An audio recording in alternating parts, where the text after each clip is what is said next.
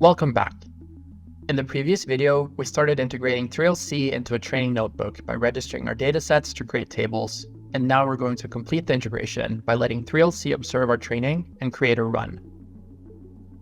In order to collect metrics, they need to be associated with what's called a run. Calling tlc.init creates a run. And since we're now using a table instead of a torch dataset, we have to slightly change the way transforms are applied. Table has a method called map, which takes a full sample and returns a transformed sample. We therefore need to rewrite our transform to apply to an entire sample and then apply that to the 3LC table. This function will be applied every time we get a sample from our table, so we can also perform augmentation this way. When using augmentation, it's common to have different augmentation for training and validation. When collecting metrics with 3LC on the training and validation splits, we would like to use the validation augmentation. And this is what map collect metrics is for, which tells 3LC to use this map function only during metrics collection. The next step is to call tlc.collectMetrics, which performs a full pass over the table. We provide the table to collect metrics on, the model to use, data loader arguments, and one or more metrics collectors.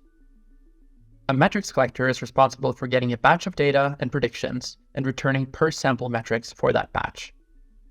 While you can implement your own metrics collector to compute custom metrics, 3LC provides some metrics collectors which are common to many projects.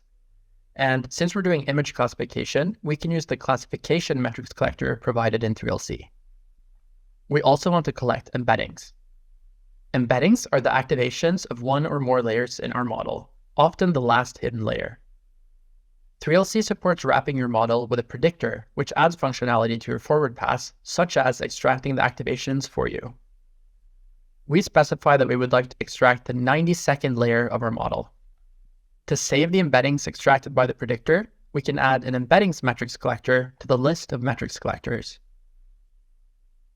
Usually the activations of hidden layers are high-dimensional vectors, often of length 500 or more. In order to visualize these points, we need to reduce the dimensionality of the data.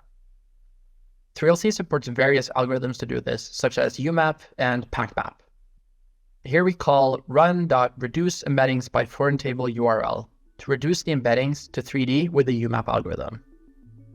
We provide the test table URL to specify that we would like to use the test data as reference when performing the reduction.